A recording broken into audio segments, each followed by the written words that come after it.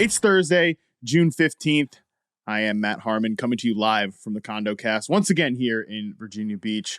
Only if, I don't want to make any promises, but we're kind of running out here in terms of episodes on the old Condo Cast. We actually might be getting out of here and into a real house here very, very soon, but we'll see about that. What I can say for sure is this is going to be an excellent episode of the podcast. Not only let me say this. We're joined by two absolute 49ers legends on this show. We've got George Kittle coming up later in the program. You may have heard of him, who you've definitely heard of, another 49ers legend, Dalton Del Don, here with me to try to find the next edition of our Flip the Script series. Who is going to be this year's Josh Jacobs? I dare say it's probably going to be our most challenging one yet. And Dalton, I can think of but nobody better to join me for that challenge than you. What's going on, buddy? How you doing? Doing well, Harmon. How's it going? Pumped to be on the same episode as my guy Kittle. Excited. Let's do this. Yeah, man, this is going to be awesome. I don't think there's any news, anything percolating in your mind out of minicamp, or should we just get straight right into it? No, yeah, let's get right to it. Let's go. All right, so like I said, we're now in the fifth installment of our summer series called Flip the Script. For the month of June, we have been going back to look at the biggest surprises from last season, try to predict who are going to be the biggest surprises of this season.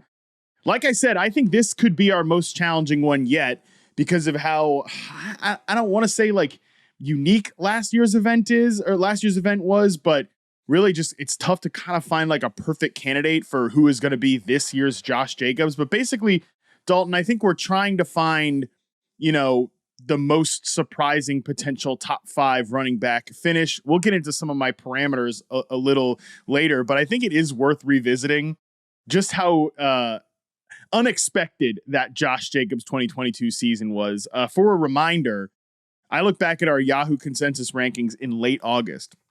We know that Andy Behrens was like the lone, flag planter for Josh Jacobs. He had him at running back 18, which was well above consensus. As a group, we had him at running back 24. Dalton, you were actually the second highest. Then it went me. Then it went Scott in terms of who was highest on Jacobs. But consensusly, he was ranked behind Chase Edmonds in our rankings. I mean, LOL. The guy played for 2 teams last year, barely made any impact. I was in on Chase Edmonds last year, so I'll cop to making that mistake. He was our 48th overall player. I peeped a few other sites, Dalton, and he was, being ranked, drafted around the 70th overall player. Fast forward to the end of the year, he finishes at the RB3. He led the NFL in rushing yards. He scored 12 touchdowns. He caught 53 passes. He was awesome. He's currently trying to cash in on that season and get a big contract. He's currently, quote, slated to play on the franchise tag. We'll see how that ends up going.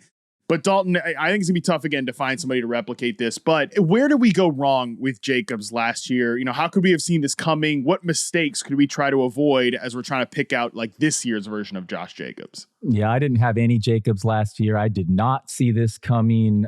First of all, yes, props to Andy, who actually did kind of see this coming if he squinted, but he was a much better player last year. You look at his success rate, 2019, 40%, 38%, 40%, and then last year jumped to 46%. But if you look back, maybe I overrated him. I said he was injury prone, but he was only missing a couple games per season. He was constantly banged up, but he was fighting through them.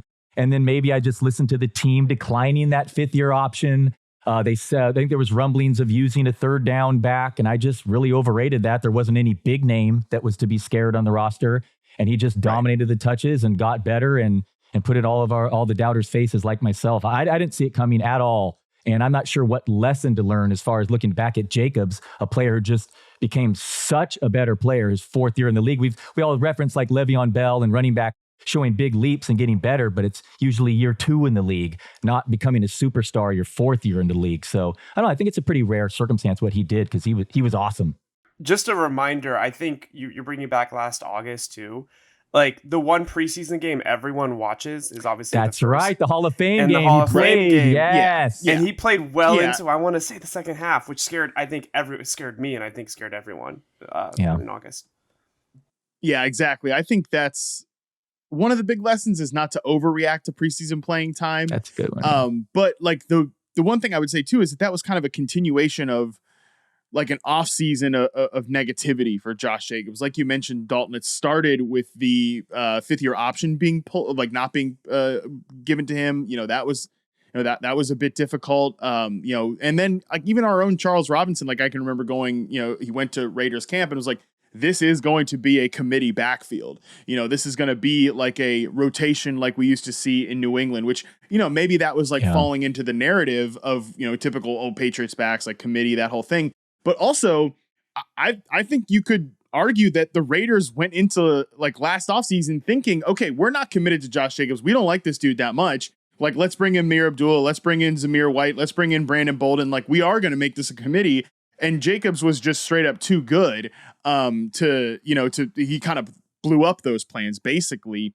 And I think like I remember talking to Andy about Jacobs last year, and his point was that no, like this is actually a good NFL player. Like you're right, Dalton. Like he jumped into a tier this year that he hadn't previously been in. But you look at his like first 3 seasons, just on raw stats, like they're pretty good. 1,100 yards, 7 touchdowns as a rookie in 13 games. In 15 games, the second season, over 1,000 yards, 1,065 yards, 12 touchdowns, 879 yards and 9 touchdowns in 15 games the year prior. Like, he didn't have a huge background as a receiver, but he did catch 50 balls in 2021. So, again, I think you could make the argument that we were following the tea leaves a little too much and just ignoring, at least this was what Andy's argument was last year, is that like, if you're going to, get into all these like yards after contact and like broken tackle metrics, those were really good for Josh Jacobs as much as they were for a guy like Javonte Williams. So that's kind of, I guess one lesson is, sometimes the success rate stats for running backs can be very situation driven. They can be very, offensive ecosystem driven, offensive line driven, even quarterback driven sometimes. And like if you just focus in on the guy's actual rushing ability, Jacobs was a good player.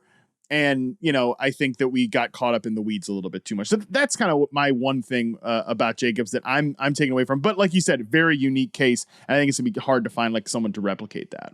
All that's fair. The broken tackle numbers were there, and maybe the efficiency stats were also hurt a bit by him playing through those injuries. And we saw what he finally could do by staying healthy for the full season. And you're right, though. It's going to be difficult to come up with this year's version. Although I do have a decent candidate, which didn't make your initial top 10 list, I must point out. So let's get to it. I'm excited to find out who your guy is. So my 10 that I came up with, and we're going to do this a little bit differently than we have previously, because we do have Kittle coming up on the show. We can't spend a damn hour and a half talking about all these running backs, as much as people might like us to. I came up with 10 candidates. We're going to narrow it down to like 5 to 6 guys and then drill in heavy on those. My 10 guys here, Dalton, and again, for parameters with this, I think it can't be a rookie. It's got to be a guy we sort of know who he is, just like with Jacobs last year. I cut it off at a non-RB1 in current expert consensus rankings. I'd even say like he should be, or is a guy that could slide eventually through an offseason, just like Jacobs did, being ranked around the running back dead zone, quote unquote. And I would say the player also has to have experienced some offseason turbulence the last few months. So my 10 list of candidates: Kenneth Walker. I think he's my most cheating answer, but I'll go with Kenneth Walker here. Number 2, Miles Sanders, Cam Akers, Dalvin Cook, Isaiah Pacheco, Brian Robinson, Damian Harris, James Conner, David Montgomery. And number 10, I was like, does J.K. Dobbins count? I really like him this year, but I don't know. I'll leave that up to you. So you can tell me which of these like 5 to 6 guys stands out. And I also want to hear who your surprise candidate that I didn't consider was. Well, first of all, I agree. Kenneth Walker is kind of a cheating answer. It's probably the right answer here among your candidates. I'm not sure the tweet was out. Maybe it was Hayden Winks, but he did a highlight of his 10 rushes with his worst EPA or whatever, because, everyone cites his success rate. He was the lowest success rate among all rushers. Man, those 10 did not look like his fault at all. It really did. And I'm in on Walker. I think he's the real deal. I get the rookie might be very good as well, but I think Walker still should be treated as, borderline top 15 drafted back here. So we could talk. You probably want to go through these Miles Sanders and Cam Akers a little bit more in depth, but I will say throw Isaiah Pacheco out here. I would even argue that CEH is a better candidate, a guy who was turned down the 5th-year option. Better pedigree. Pacheco coming off all these surgeries, and we've written off CH. We think we know whom he is, but he's the guy that could just totally surprise everyone. And in that offense, I think he had twice as like his explosion weeks last year was still twice as many spike weeks as Pacheco had. Like I think the upside's there for PPR. So I'd even argue CEH is a better candidate than Pacheco here. But what do you want me to go through? I mean, what would you prefer here? To tell you mine or to go through these each one? Yeah, tell me your surprise one, and then we'll try to just narrow it down to 5 and 6 so we can drill in on the 5 to 6 guys. Okay, maybe he's a little too good here, but it's my pick is Joe Mixon. He's a similar age, still just 26 years old, inefficient back who's battled injuries, who's looking at all the touches suddenly. His ADP's outside top 50 right now. He's experienced offseason turbulence. There's still a suspension kind of looming there. We sort of know who he is. You wouldn't think of him having his upside at this stage of his career, kind of like we wouldn't have with Josh Jacobs. But man, Mixon saw, I think it was 84% of the attempts before suffering a concussion in week 11. And now Samaje Perine gone. I mean, who else is on the depth chart? Travion Williams, Chase Brown. I get that there's a release still on the table for Mixon, and there was some chatter by one of the owners in a radio interview earlier, but I think that's why his price is so down. He's clearly their guy on one of the league's best offense. Mixon's one season removed from scoring 16 touchdowns and available outside the top 50. So Mixon's my guy. He was running back 12 last year, but he did slip to like 3.9 yards per carry. A lot of that was boosted by that one game. I think Mixon makes sense because, yeah, he's running back 16 in consensus rankings right now. He probably makes a little bit more sense than Kenneth Walker, who's running back 15. So I think I like Mixon. I think we put Mixon on the list. Maybe that's a cheating answer too. It's our two cheating answers, but I liked how Mixon fell in there. But yeah, I mean, I thought him as boring. I wanted no part of him for the first couple months, but man, the more you think about it, it's just like, even if he doesn't step up his play, which again, still in his prime, 26 years old, he came into the league so young. He's just in such a good situation and so many touches there. I think he's being way undervalued. I think we keep him on the list. One guy I would really fight to include in our 5 of 6 is Brian Robinson. So that's 2. Give me 3 to 4 other names that you think we should definitely include, and we can throw the rest out. Okay, David Montgomery here, just because we'll talk more about him. But David Montgomery, because of the situation he's going into, and you got to do James Conner because of the volume, and Cam Akers, Miles Sanders. Okay, cool. I just for the record, I really like J.K. Dobbins, but I think it's a cheat one, yeah. It's a cheating one. Kenneth Walker's a cheating one. Dalvin Cook could be nice to know who he's going to play for. I think Damian Harris is actually going to has the potential to get steamed up too high at a certain point. He's not going to have the stink on him with fantasy analysts and stuff like that. And yeah, I'm with you on Isaiah Pacheco that I think you could get to a point where Pacheco gets people talk themselves out of him too much. But I don't know. I just really like his running style. So I think that's it. So all right, our 5 candidates here: Miles Sanders, Cam Akers, Brian Robinson, James Montgomery, Jesus. Combine them. James Conner, David Montgomery, and Joe Mixon. That's our 6 candidates. We're going to get it down to a finalist list of 3, and then we'll rank and pick our winners. So let's start with Joe Mixon and just kind of continue that conversation, Dalton, because I totally get it. I think when you're looking at these guys here, he's definitely reached the highest peak. I think if you polled the casual NFL fan, they would rank him the best player among our group of guys here. But he's also certainly, I would say, set up to succeed the most because of the offense that he's in. Yeah, I'd say the best counter is this if I'm cheating here and he's too good. As you said, he finished too high the season before. But again, ADP, outside top 50, certainly offseason turmoil. I mean, he's still, there's a pre-trial for him. I mean, he's involved in a situation that may result in a suspension, but that also easily could not. And again, the depth chart might be among the weakest in the entire league behind him when it comes to the running back position.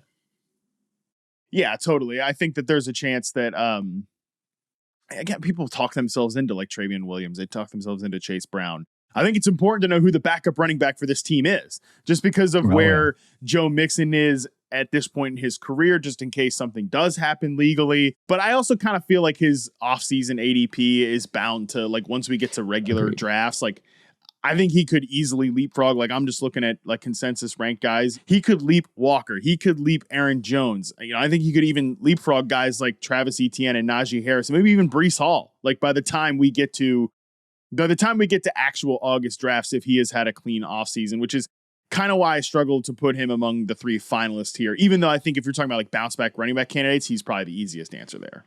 Fair. That's totally fair. All right. Who's the next? All right, let's talk David Montgomery, because you had a couple points about him. And I'll just say before we get to Montgomery, Jahmyr Gibbs right now is running back 17 in consensus rankings, and David Montgomery is running back 27. It's like, you sure? Are we sure about that? Like, are you sure the gap there it should be so big? Like, I think there's a scenario, Dalton, where David Montgomery and I know targets are more valuable than rushes in fantasy, even in half PPR. That's still true. But like, I think there's a scenario where David Montgomery gets like 150 more carries than Jahmyr Gibbs this year. And I think that ranking is a little too far and maybe it should just be outright flipped. I don't know. What do you think? I love Gibbs. I'm going to overdraft him. So in on him. But that said, you're probably right as far as the carries with Montgomery. And listen to this role he's taking over. Jamal Williams last year had 16 more carries inside the 10 than any other running back, 28 carries inside the 5, 12 more than any other running back, like 17 expected rushing touchdowns, 6 more than the next most. And that should be the role he's playing. So, and it's not like Jamal Williams, anything special. If anything, Montgomery is a reasonable facsimile, if not better. So I think, he could do this here. What if Gibbs gets hurt right away? I mean, he's a rookie. Who knows? I mean, I love his upside, but we don't know if these guys can translate to the NFL physically, if they can hold up. So Montgomery could be in just this amazing role. And the Lions offense should remain really potent. I like what they're doing. So yeah, I mean, Montgomery's a candidate. It hasn't been said too, like that offensive line is young and might be like ready to be the best offensive line in football. Penei Sewell is a absolute rock star. Dominant. 100%. Yeah. The ecosystem is great, just like what we saw with Jamal Williams last year. And, look, I said, Scott really came after the Lions on our last episode. He buried the Lions' optimism pretty hard. I'm not all the way where he is there, but I do have questions about this passing game right now. I think that I've said it on the last several episodes, like who are they throwing the ball to beyond 15, 20 yards when Jameson Williams is suspended? I think they really need another receiving presence there. And I think that could get, again, in a way, that could be what gets Jahmyr Gibbs overdrafted. But I think if you're looking at this team right now, the line is a great point. David Montgomery has just been like a solid NFL player. They could really be more run heavy, I think, overall as a team, Dalton, than we're probably expecting. Montgomery can catch the ball too, and this just hit me. It's actually Montgomery's a really good comp to Jacobs, because aren't those two like the cited tackle breaking machines? And in college, Montgomery, he can't do much with it after. Like he doesn't get a lot of yards after, but he's the other guy. Everyone loves the tackle breaking ability throughout college. So he really could fit here. And he's in such a good ecosystem. I hear you. There's some questions about, but maybe that just means 1 million targets to Gibbs and Montgomery the first half of the season before Williams returns. I mean, that offense was just on fire. They were scoring like 30 plus points per game at home last year. It just looked like Coors Field. So Montgomery is a definite a short candidate for me. I think he has to be on our finalist list. And that's a great point about the broken tackles metrics. I can hear Brad Evans now, like screaming about it when he was coming in the league, right? 100%. And he's another guy that's like, oh, look at the broken tackles per attempt list. Like, wow, Nick Chubb's up there, Javonte Williams, those guys are so good. Don't look at David Montgomery over there. That doesn't really make my point. But even when he first signed with the team, we were, before the Jahmyr Gibbs pick, it's like, well, DeAndre Swift is banged now because David Montgomery can actually play in the passing game. And now in a weird way, we're like, wow, David Montgomery's banged because Jahmyr Gibbs is going to play all the passing snaps, which might be possible, but we also might be wrong about that. So I think David Montgomery is a really fantastic candidate for this. And like, again, I'm not as down on the Lions as Scott is, even if I have my questions. I think Scott would even say like the damn Lions are definitely going to be better than the Raiders last year. And it really is kind of miraculous that in a crappy offense for Las Vegas, at least, I mean, I would say maybe not crappy, but underwhelming offense for the Raiders last year, or at least like a non-elite offense, Jacobs managed to have that kind of season. I think David Montgomery in a much better situation, as you mentioned. So I know you want to talk James Conner too. Let's hit James Conner. I mean, look, dude, I'm not trying to draft too many Cardinals this year. I don't think this is going to be a very good team. I don't think it's going to be a very good offense. I do think the volume is really good for Marquise Brown, who we've talked about on the pod. But hey, look at that depth chart right now. Like, how is James Conner, when he's healthy, not going to moonwalk into 15 plus touches in a game? Yeah, apologies for who tweeted it. I forget. But over the last 2 years, without Kyler Murray, James Murray's average points per game would be the number one fantasy back. I mean, I don't expect anything close to that this year, and he's an injury risk big time. But I mean, there's just no one else on the depth chart there. He can catch the 3 down back. He's going to get all the goal line carries. They're probably going to be one of the worst offenses. But just his situation you're looking at there with the touches, another boring veteran whom we think we know who he is. He kind of fits in this role here as far as I don't really see it, but you just said the Raiders offense last year wasn't anything special either. And Jacobs put up that monster season. So I think, given the candidates here, Connor's one of the short lists. Yep. I think it makes for a really good short list guy as well.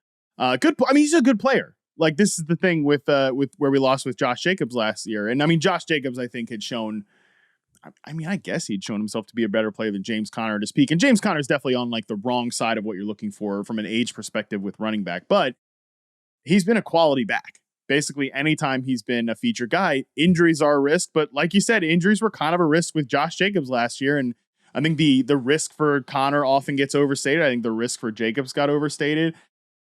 It's just like, dude, I mean, how many... I really do feel uncomfortable tethering myself to an offense that might be quarterbacked by like... We keep saying Colt McCoy, but like Colt McCoy is a huge question mark himself from a concussion standpoint. Yeah. So I don't know, man, but I agree with you. I think he makes a short list here. I think he makes a short list. So 2 guys I think maybe we're both less excited about is Miles Sanders and Cam Akers. Let's talk about Cam Akers real quick before we get to Miles Sanders.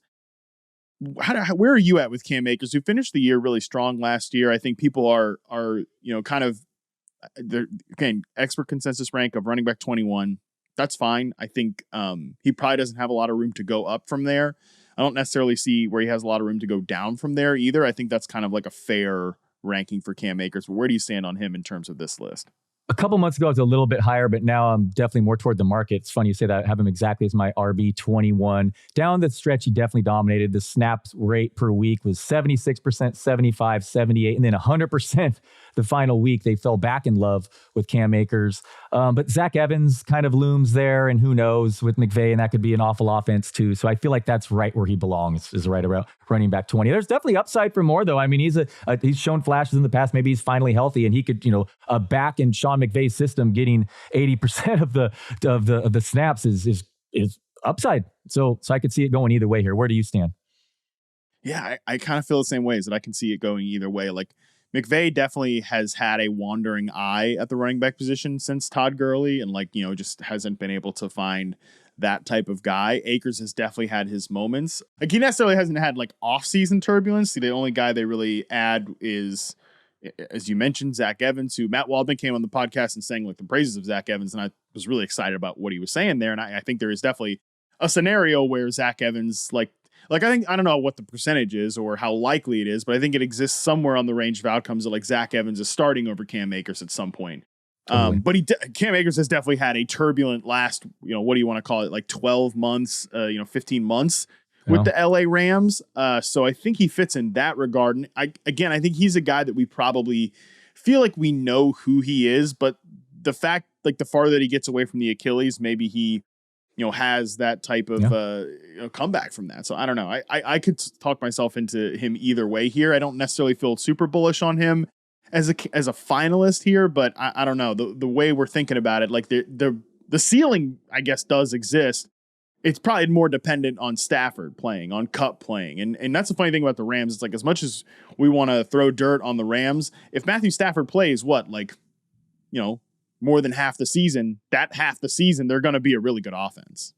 Yeah, I'm wondering if the Kupp just restructured his contract. I wonder if they're going to enter the Hopkins sweepstakes. They could use another receiver there, but it all depends on Stafford's health this year with the Rams for sure.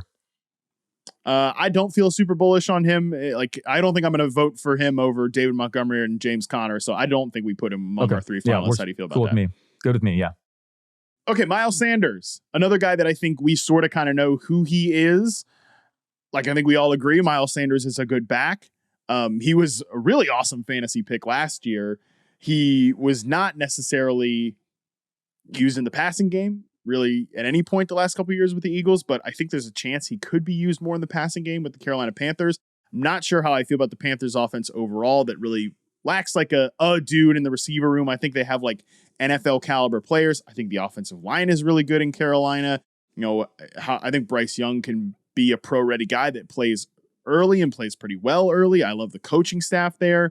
I don't know. People feel kind of like on Miles Sanders based on rankings, based on like the way he's discussed, but I might end up being like a little bit ahead of consensus with Miles Sanders, like at running back 19. I could see him being like a 16, 17 type guy, but I mean, that's like a couple spots, and I don't necessarily see like top 5 ceiling for him. How do you feel about it?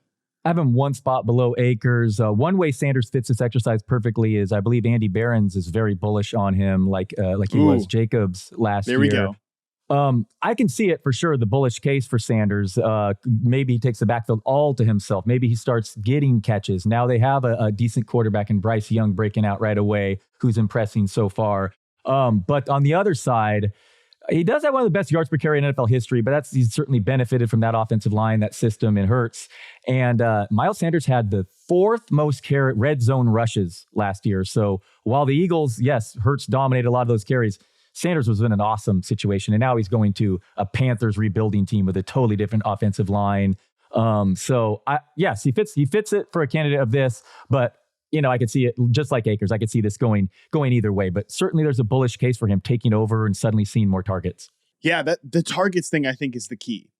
And I know Deuce Staley when he took, and Deuce Staley obviously had coached Miles Sanders in Philly. They had spent some time together there. So I think that's probably why this signing was made. When he first took that running back coach job and running back / assistant head coach job for Carolina, he had said like, I prefer to rotate like 2-3 guys, whatever. And that is obviously what they did in Detroit last year, even like getting Justin Jackson involved in the DeAndre Swift / Jamal Williams mix at certain times. But like Dalton, look at his depth chart right now. Like who are they mixing in with Miles Sanders? Like who is taking, Chuba Hubbard is still there, but he's a Matt Rule guy. He was definitely, and I mean, Chuba Hubbard's he's a fine back. I don't think he's anything special. I think he's just like okay backup type guy. The only other guys on the depth charts like Spencer Brown, Raheem Blackshear. Like there's not somebody here. I think that's like even the fear about Amir Abdullah taking passing down work from Josh Jacobs, which when you think back on it, really wasn't that founded. Even if he played some passing snaps, he just was never going to get like thrown the ball a ton. There's not even like an Amir Abdullah type presence on this roster to take away receiving work from Miles Sanders. No, it's wide open. You're right. That is one of the thinnest depth charts in the backfield. And, young receivers and tight ends too. I don't know Bryce Young's target rate to backs in college. I'd be interested because he could be looking at a ton of targets if he can handle it, Miles Sanders. So there is a bull case for him without a doubt. And he's another guy who's so efficient. I mean, again, one of the best yards per carry in NFL history. So if he can continue that, approach that type of efficiency with way more touches, then yeah, it could be a fantasy goldmine. And it's not necessarily a one-to-one thing, but 63 targets, Miles Sanders rookie year, 52 targets, and only had 28 catches on those 52 targets. But regardless, hang with me here. Where he really fell off as a receiver was the last 2 years, and that's with Jalen Hurts at the helm. He didn't throw it at all. Yeah, Denver, he's the lowest target rate to the backs in the league, I believe.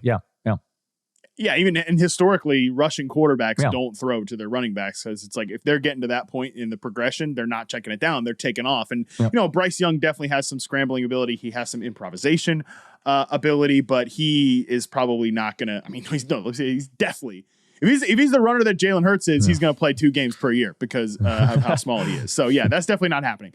All right, so do we want to put Miles Sanders? I'm going to still talk about Brian Robinson because I think he's actually my favorite candidate. But do we want to put Miles Sanders among the 3 finalists, and then maybe I can convince you to squeeze Robinson into this? I think you talked me into Sanders actually because of that depth chart. Yeah, I think you did. If we're going to put James Connors on there, then we got to put Sanders on there. I agree. I think Miles Sanders makes a lot of sense there. Good, just a good player that I think people are going to talk themselves out of this year because of his lack of receiving pedigrees. All right, Brian Robinson. I think he is my favorite candidate for this list. And interesting. All the Antonio Gibson hype right now. Bieniemy loves Gibson. So much hype. Even Chris Rodriguez a little buzz. All right, let's hear it.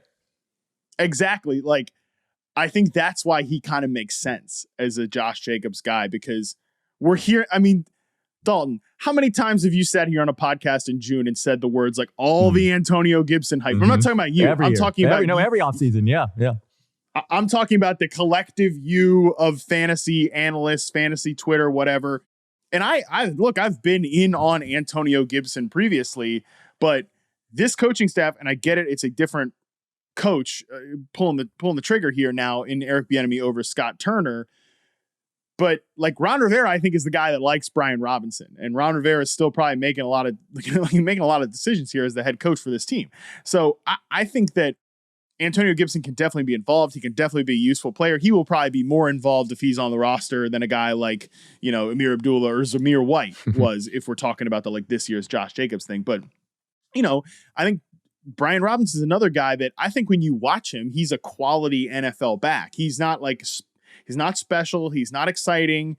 Josh Jacobs was a damn first round pick. He's probably more of an exciting player than Brian Robinson is, but Robinson's like a steady quality grinder back. He had a lot of good games late last year. I think some of the, lower success rate metrics for him, or, some of the overall numbers that aren't so great. This guy got shot in the leg last preseason, early on in the season. And by the way, he had basically run away with the starting running back job in the offseason. Whether you agree with it or not, he was clearly going to be the top guy in week 1. And then he got shot again. Got shot in the leg, kind of an important thing for the running back position. So I just think that this is a guy that is a good player. And if the offense takes a leap, and if you've listened to any of these Flip the Script episodes so far, I feel like this is the damn 10th episode in a row. I mean, we've only done 5, but this is the 5th episode in a row I've somehow snuck into. I really like the Commanders' offense this year. If this offense takes a little leap, I think Brian Robinson could take a little leap, man.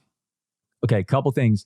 I think people are underrating just how good this wide receivers in Washington could be. McLaurin, Dotson, and Samuel. My guy Sam Howell or even Brissett only has to be average for that offense to be pretty good.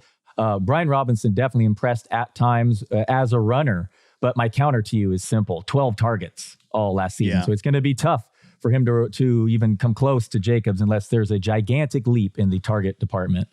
I think that will keep him out of a top 5 ceiling. If we're talking about who could be a surprising top 5 running back, unless he scores 15 touchdowns or something, which is probably not possible. I don't really think that's possible. So, but yeah, just again, a good quality player. If you just look at it from week 12 to week 17, 97 carries, 435 yards, didn't score any touchdowns. Again, to my point, only 8 targets for 53 yards and a touchdown. So yeah, I think a good quality back, but I don't know. Let me tell you what, I'm more excited to draft Brian Robinson where he's going to go than where James Conner is going to go, just because I think this offense could take a leap. Yeah, that's fair. Yeah, Connor's my easy one out in the finalists the more I think about it. So I hear you there. But he just needs to get more involved in the passing game. And hey, players get better. It's entirely possible. But man, there's a lot of steam right now on Gibson. You're not buying it at all?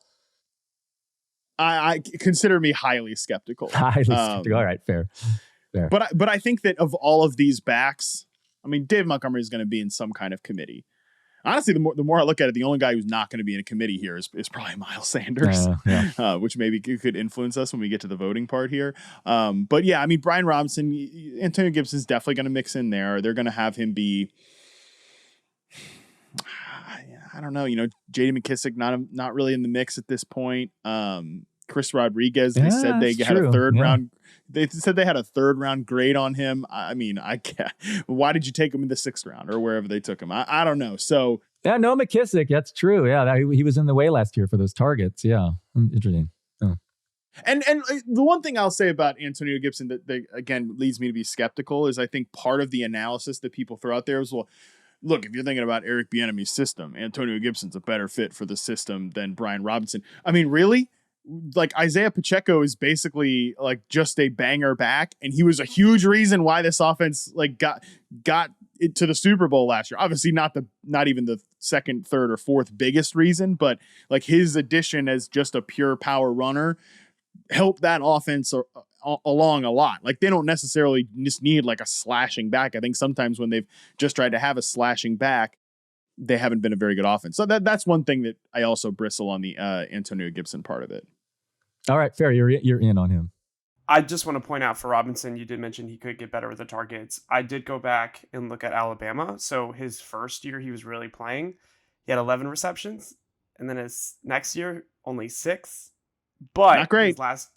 His last year at Alabama, Harmon, this helps you. It did jump to 35 receptions and 300 yards and 2 touchdowns. And I assume that's a backfield Gibbs was involved with as well at Alabama. So he has the potential maybe for 40 because he did it his last year at Alabama. Yeah, I mean, we're looking for like 40 catches, 50 catches, something like that from any of these guys, honestly.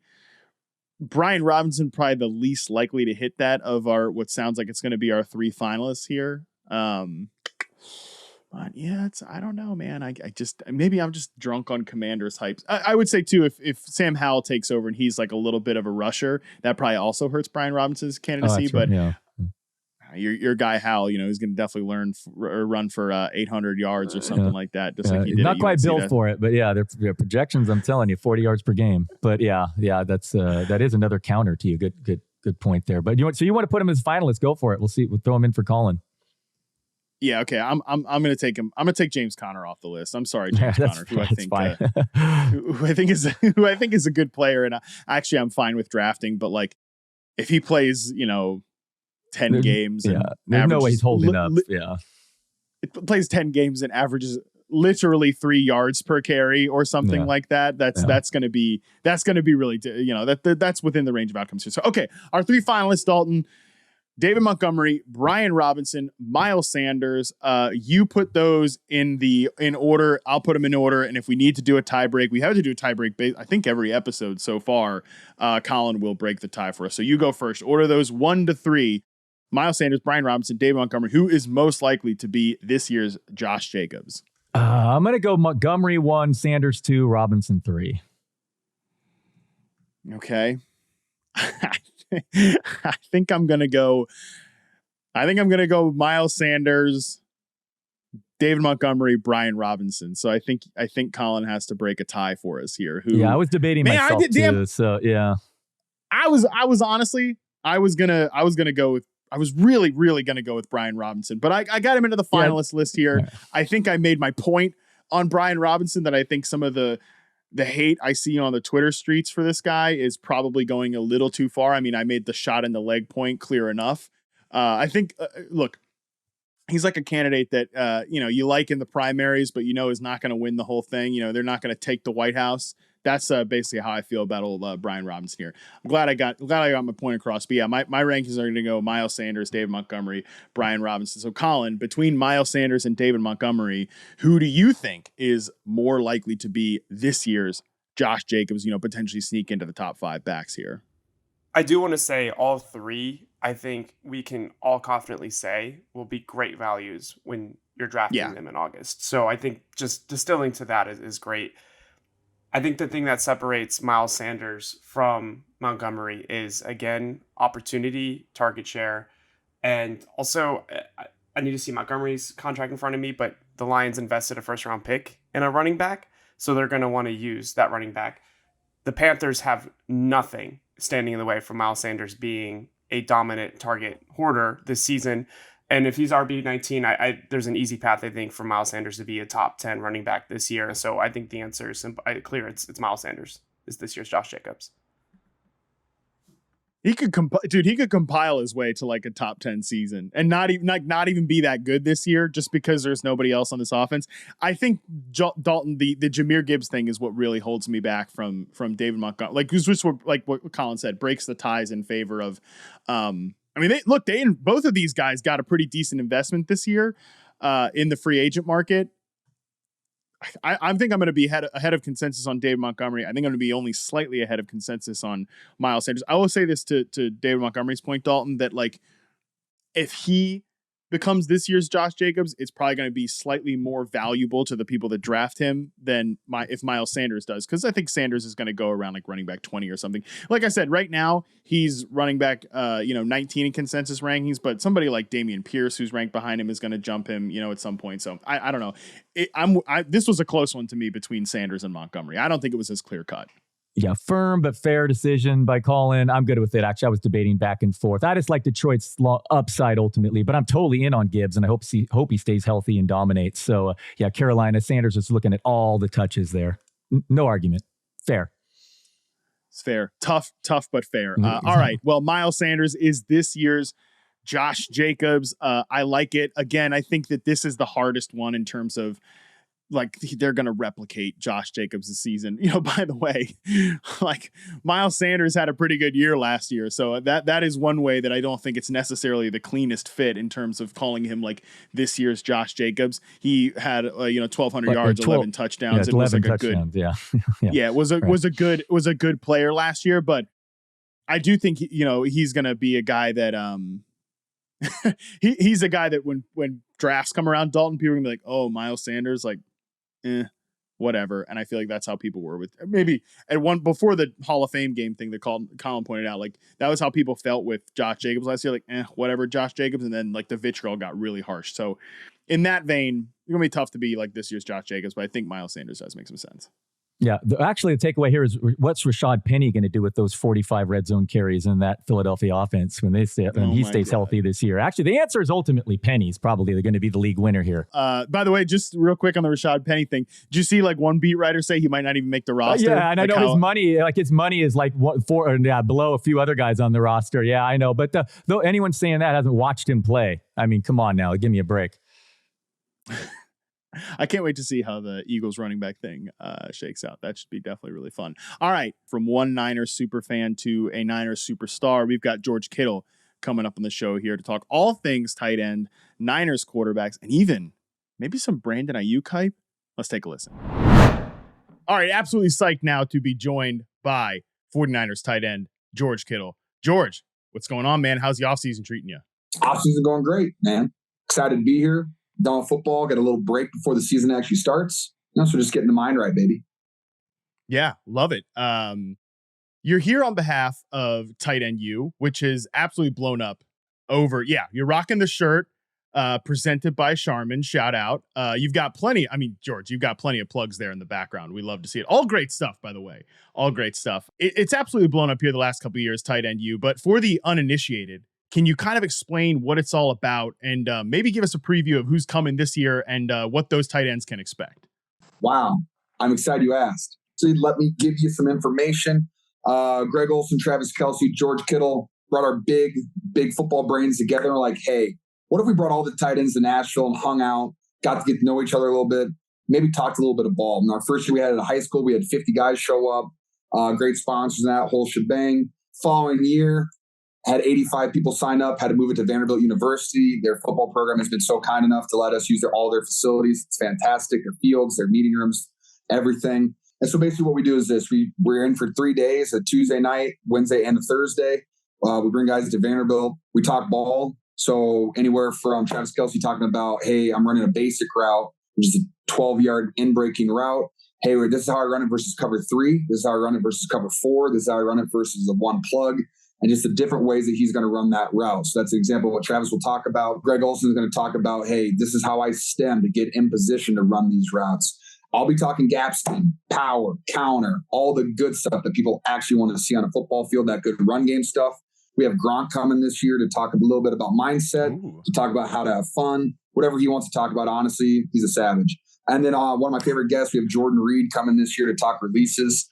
So we'll have a cut up of like how he gets inside leverage on a release. So because he has an in-breaking route versus press man coverage, stuff like that. So a lot of stuff to learn. We're going to talk about recovery. We're going to talk about your mindset going into game weeks.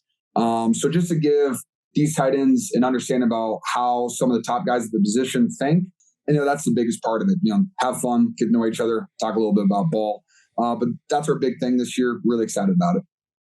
Hey, Jordan Reed, that's like I'm not going to say a throwback name, but he was a stud, man. And like kind of just about 5 to 6 years just right before his time. You know what I mean? Like that's a guy who, especially if you played fantasy, in the mid 2010s or whatever, he was an absolute guy that you needed to have. So that's a cool name that's coming this year. Yeah, he signed with the Niners in 2020, and unfortunately, both of our seasons were kind of marred by injury. So we only were on the field together for like 2 games. But he was so fun to have in the locker room and just like to just bounce ideas off of him. Or we'd be watching tape together, and he'd be like, "Hey, G, I think that you should step like this instead of like this." And you'd see his leverage move, and then you could inside release. And I'd be like, "Oh yeah, that makes total sense. Thank you, Jordan Reed. You're an absolute dog." And so yeah, I'm excited about Jordan coming in because he's just a fun overall dude to hang out with as well. Yeah, it feels like a pretty big mentorship, like a real brotherhood that you've got building there between the guys at the tight end position. Last time you and I talked at the Super Bowl, right before the Super Bowl there, You had a nice jacket on. Yeah. Also, by the way, another Chubby's item, by the way, that jacket. So yeah. Chubby's Nose Clothes. That's a free plug for them. Not sponsoring the podcast yet, but we're working on it. But anyways, yeah, I see it. I mean, look, again, George Kittle, Nose Clothes, Chubby's Nose Clothes. But on the tight end stuff, like I mentioned to you that there is kind of this small movement in the fantasy community, even some big names, some of the dudes that I rub elbows with, right? Like they're out there kind of trying to say like, maybe we need to just get rid of the tight end position. We need to merge it as just a total pass catcher thing or do something with the tight end position, because it's just getting too hard, George. It's getting too hard to find like enough good tight ends to fill starting lineups. You know how I feel about that. But for the podcast listeners, I kind of wanted you to respond to maybe those I don't want to call it cancel culture calls about the tight end position, but how do you feel about that as a tight end you rep? You want to combine pass catchers into one position group, pay us all the same, and I'm down with it. I mean, that's fair. That it is quite a large salary gap there between, and I'm a wide receiver guy. Like I run a whole service charting wide receivers, the whole thing. I spend a lot of time watching wide receivers, but the pay gap between the two positions, given all that you guys have to do on the field, is a little bit dramatic, shall we say? Here's my thing. This has been my argument for like 2 years plus. Travis Kelce has led the NFL in the last 6 years in total receiving yards, or I think he's maybe first or second behind maybe Devontae Adams. That's the only thing. How many starting wide receivers would you pick over Travis Kelce? Legit, like just on your team, maybe 4 to 5. I mean, not very many. So how is Travis Kelce getting paid $14.5, $15 million, and there are second string wide receivers getting paid $22 million? And that's been my biggest question of all time: is you have one of the most dominant people in football, averaging over 1,000 yards a year, 10 touchdowns a year, and he's making half of what he probably should be. And like, I know Travis is a fantastic guy, and he's like, I don't care about the money, I just want to win Super Bowls. Yeah. That's all of our mindsets. But when you compare it like that and the running back market, like Christian McCaffrey makes 16 when he has 2,000 yards from scrimmage every single season. Don't get me started on that. But there's some disparity. And, if you want to combine these positions, pay us all the same. You guys do you, and I'm totally fine with it. I don't know how many fantasy football commissioners have that much pull with the salary structure within the league. But let's get a petition going. We'll make it work. Those work. There you go. All right. Yeah. I mean, how many online petitions are there these days? We can get another one going for combining. If we want to combine all the tight ends and pass catchers, we got to do something about the salary disparity there. My big push with the whole, how do we get tight ends to be more, relevant in fantasy or more predictable, is I think we just need to kind of restore the middle class. Like you've mentioned that's my campaign slogan. I mean, that you can go to bat with that one. There's Travis Kelce up at the top. There's guys like you up at the top. I think we need to see kind of like the next wave come in. So my question to you, George, is who are kind of like maybe 3, 4, 5 under the radar tight ends right now? Maybe some guys that you've seen at tight end you, or, that you've just kind of watched across the league who could maybe be next at the position. I don't know. Like, in my opinion, he doesn't count as underrated, but like, I think people are mildly disrespectful to him. I think Dallas Goedert is a fantastic tight end. He's one of the few guys in the league that is good in the run game and that puts a lot of effort in the run game, all the while being a really good pass catcher and runs great routes and catches everything you throw at him. So I think Dallas Goedert is fantastic. I know he had an injury thing last year, so that kind of screwed him a little bit. But, I mean, he's going to come back healthy as ever. They have a great team. So he's going to have a great year. I'm really excited about my guy, Sam Laporta, the rookie with the Detroit Lions. I worked out with him for like 2-3 weeks. I've known him for a couple years. I do think he's going to be very talented. They're going to feed him the rock. If they don't, I mean, he's going to win them games. He's a very talented football player. Besides that, I like Bellinger out of the Giants. I think he's a good tight end. He does a lot of good stuff. My guy Fergie for the Dallas Cowboys, Ferguson. I like him as well. He had some splash plays last year. Besides that, I know like you're going to look at, you got Travis Kelce, Mark Andrews, George Kittle, Darren Waller. I would say Dallas Goedert, and if I'm missing somebody, I'm sorry about that. But I like there is a little bit of disparity occasionally.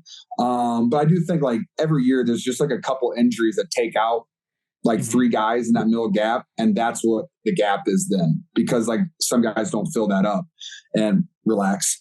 But,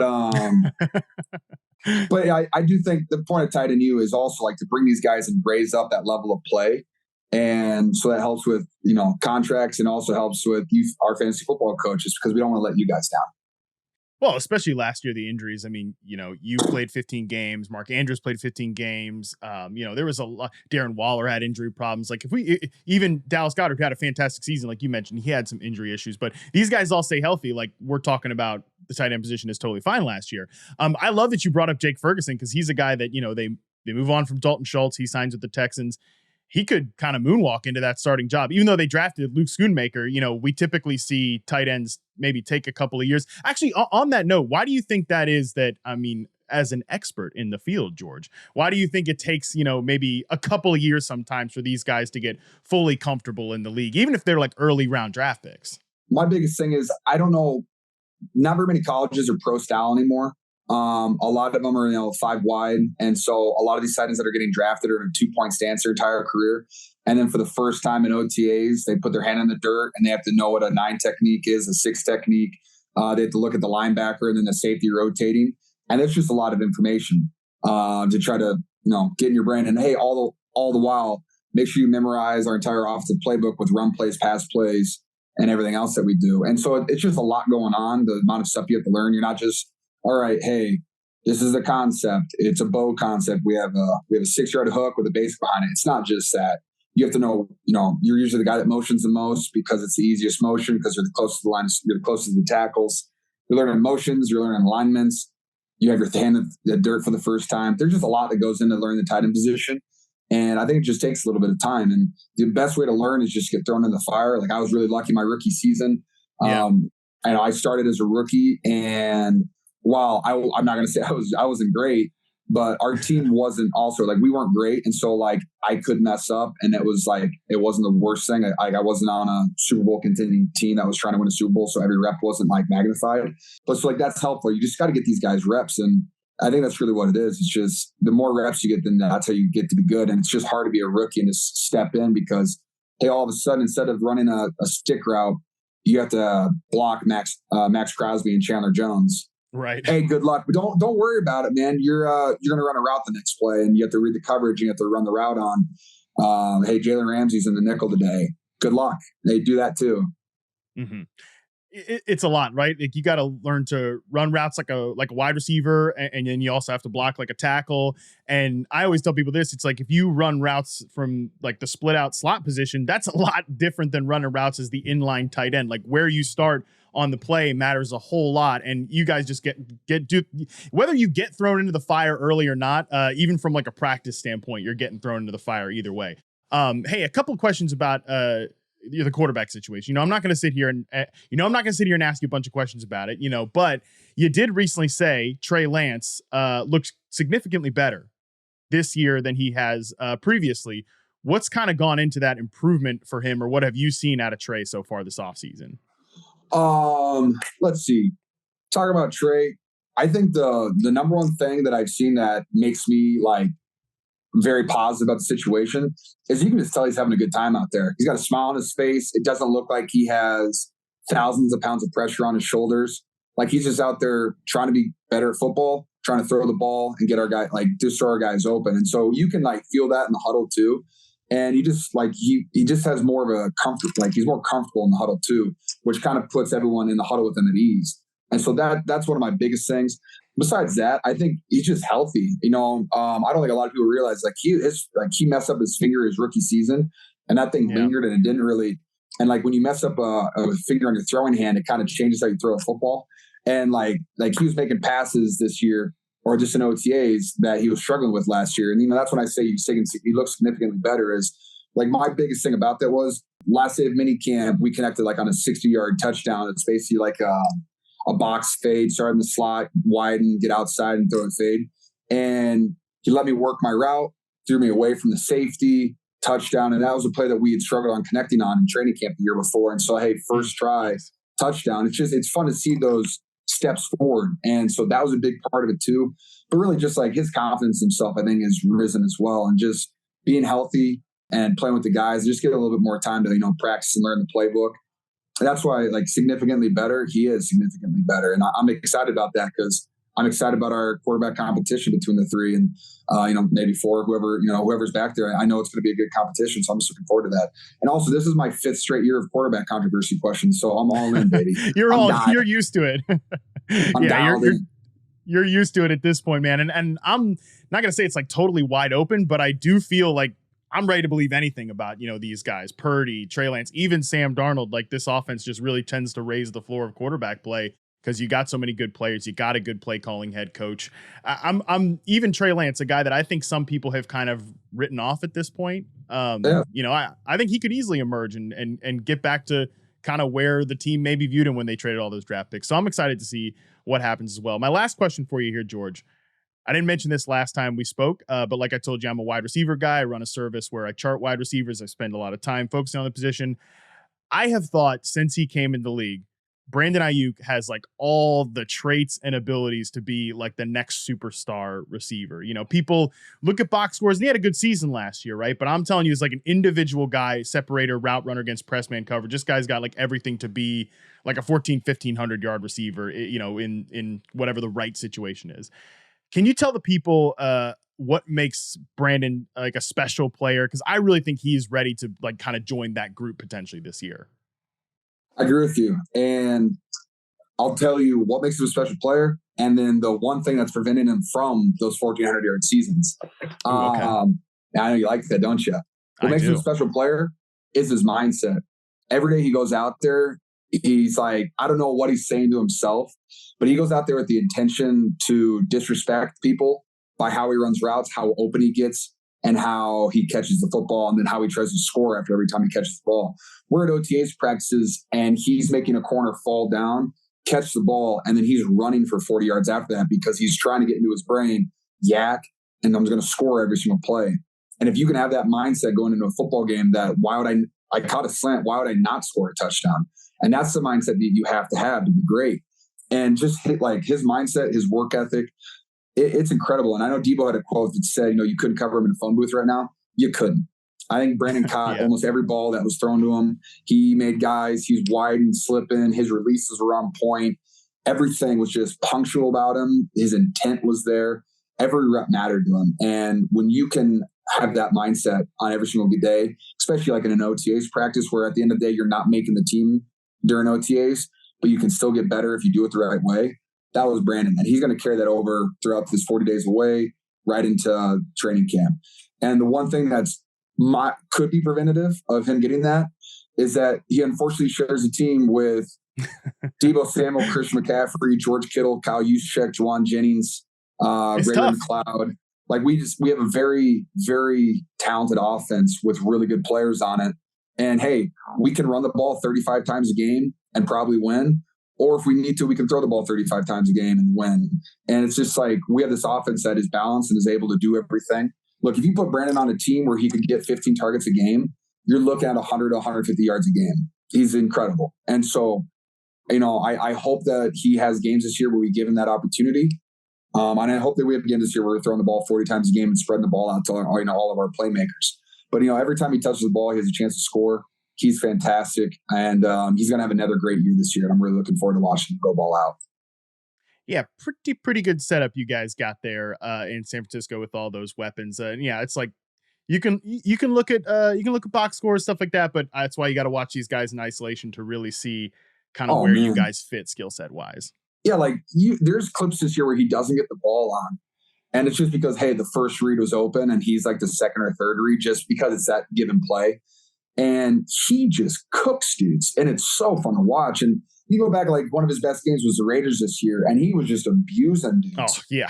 And it's fun too, because that was a game. I think he had 12 targets. He was 11 for 12 or something like that with 100 plus yards. And it's just yes, he can do that every game. He really can. If you watch the tape, there's games that he has 3 catches for 30 yards. And there's 7 other plays that he was wide open on because he's working people. And so I know that he knows that we see it. And so, yes, I know, hey, all of us skill position people, we would all love to have 100 yards and a touchdown a game. We all would. But at the end of the day, what's the cool thing about the 49ers is we're winning games and our best players are getting the ball. We're all pretty good with it. You know, I had games, I had like 4 catches for 40 yards. We're winning. Sure, I'd like to contribute more, but hey, I'm going to make my presence known in the run game. But like, that's just kind of how our team is. It is whatever happens, happens. And as long as we're winning football games, we're just going to keep putting our head down and just keep working. Yeah, trust me. If anybody's seen those routes where he's not getting the ball, but he's getting wide ass open, it's me, man. No, trust me, buddy. I've seen him. Hey, George, I really appreciate your time. Great discussion about what an unselfish, awesome group you guys got there in the tight end position as a whole. Tell the people out there, all the listeners, viewers, where they can find out more about Tight End U, where they can follow along with you guys, what's going on this offseason. Look, guys, Tight End University, find us on Instagram, find us on Twitter. We have a shop now. We have a bunch of cool stuff, kind of fraternity themed this year. We got a bunch of Greek letters and stuff like that. You're going to really enjoy it. It's going to be a great time. And the whole thing, the only reason we can do it is because of our sponsors. We have a fantastic sponsor in Charmin. They're back again. They're our number 1 sponsor. You can see it on the t-shirt. Wow. Look at that. Charmin. Because why? Tight ends and Charmin. That goes hand in hand together. Another big sponsor is Levi's, because what tight end doesn't look great in a pair of Levi's jeans? Just fantastic. Let's see. We got Bridgestone is coming back. It's our 3rd year in a row with Bridgestone. They've been a fantastic partner with us in Nashville. The cool thing is this year we're actually bringing 150 high school kids in and 50 middle schoolers to talk about literacy and why it's important. And so we'll have about 20 to 25 tight ends talking to them about that. I'm really excited about that whole process. It's going to be pretty cool. And then our other big one, Raising Cane's, right above my head. Love Raising Cane's, Raising Cane sauce. Todd Graves, the owner of it.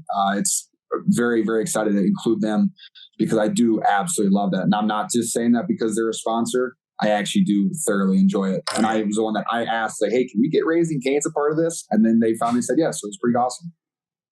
Hey, love to see it. Hey, if this is going to be a big revival year for the tight end position, it's going to start right there at Tight End University. Love to see it, George. Appreciate it. Thank you so much for your time today, man.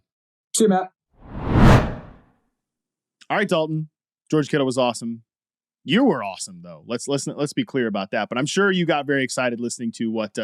You will get excited hearing what George Kittle had to say about Trey Lance at the very least. But I appreciate you doing this show with me, man. Like I said, this was a tough one here. This year's Josh Jacobs. Yeah, thanks, Matt.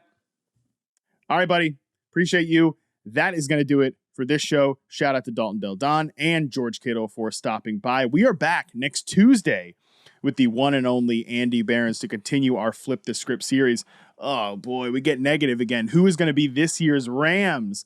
The team that falls off a cliff into the absolute abyss?